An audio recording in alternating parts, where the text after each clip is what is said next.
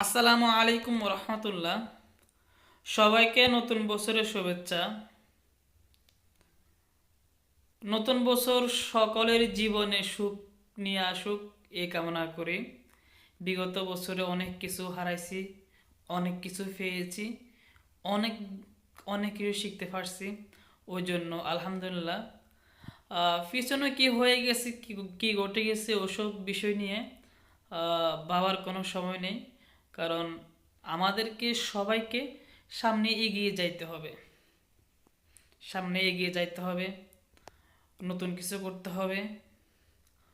তো অনেকে অনেক কথাবার্তা বলে, ফেসবুকে লেখে যে আমি অনেক কিছু হারাইছি, এটা সেটা অনেক কিছু বলতেছে।